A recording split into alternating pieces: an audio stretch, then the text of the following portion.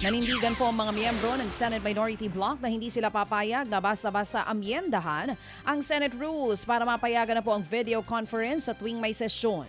Matapos nga pong mag-walkout sa plenaryo kahapon, iginit ni Senator Big Zubiri na hindi raw sila papayag sa kalokohan na gustong mangyari ng mayorya. Parang niloloko na lamang daw ng majority bloc ang ibang mga senador at ang publiko. Malinaw daw kasi sa rules ng Senado na hindi po pwede ang video conference maliban kung may national emergency o di kaya may pandemya. Ang gate naman ni Senator Robin Padilla, kabilang po sa majority group, sana daw ay natuloy ang debatihan. Ano pa daw ang silbi ng demokrasya kung hindi magpapalinta ng debate ang mga senador? Sa huli, nagpost pa ng litrato ang minority bloc na may caption na Solid Minority.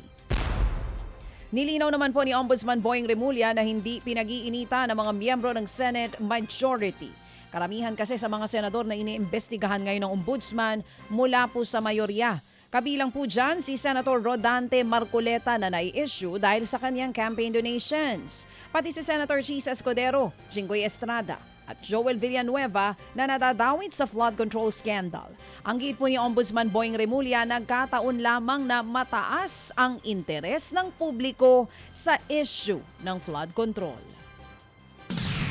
Pero sir, hindi sila sinisingle out yung majority. Hindi nyo pinapahirap. Hindi. Ano yan? Ang trabaho ng ombudsman, lahat eh. Ngayon, marami akong pinirmahan ng preventive suspension sa mga mayors. Andyan, Odo Dante ngayon. Pinirmahan ko rin sa mga mayors within the whole country. Marami kami pinirpaso na kaso dito. Yan nga po ang tinig ni Ombudsman Boying Remulla. Samantala, binatikos ng isang eksperto ang video presentation ni Senadora Amy Marcos sa Senado.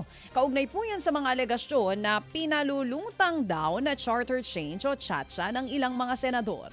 Matatandaang umalma po ang ilang senador ng minorya nang tahasan silang paratangan sa video ni Senadora Amy na kasabwat sa planong tsa-tsa para palawakin ang termino ng ilang politiko at hindi matuloy ang halalan sa taong 2028. Pero ayon kay Kontra Daya Convener Professor Danilo Araw, malinaw na lutang sa video ang mga conspiracy lamang.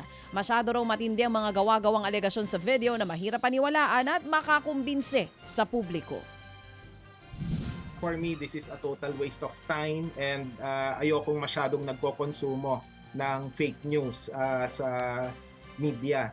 At ngayon, yung reaction, syempre, nung napanood ko yung video at saka yung buong talumpati ni Senator Amy Marcos, talagang masyadong conspiratorial, masyadong matindi yung galawan para lang makumbinse yung kanilang constituents na meron silang dapat ipaglaban, labas dun sa mas pressing issues tulad ng impeachment.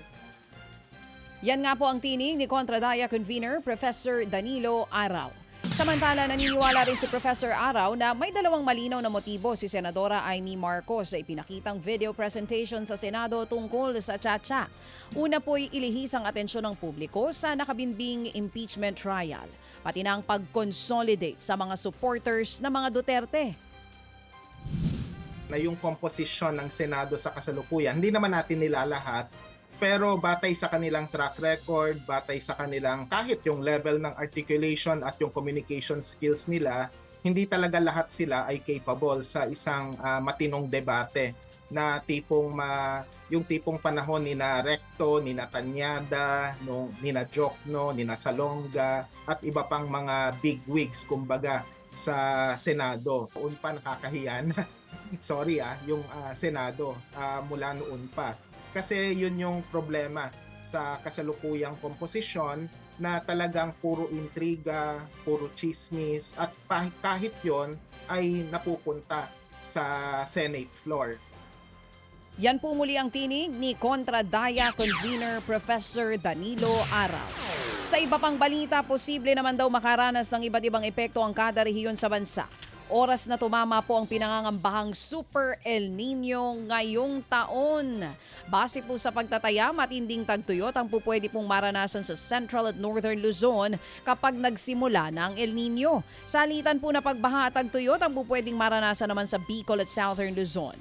Habang sa Visayas, posibleng maapektuhan din daw ng El Nino ang produksyon ng isda at ng mga mangingisda. Oras na tumama sa bansa, tinatayang aabot po sa 286 billion pesos ang posibleng malugi sa bansa dahil sa Super El Nino. Mga kapatid, patuloy po kayong tumutok sa 105.9 True FM para sa totoong balita, impormasyon, music and entertainment. Mag-subscribe sa aming YouTube channel at podcast at sundan nyo kami sa Facebook, Instagram, X at TikTok sa True Network PH. Bisitahin din po ang aming official website, truefm.ph. At panoorin din kami sa True TV Signal, Channel 19. Kami po ang 105.9 True FM. Laging true sa'yo, kapatid. Dito tayo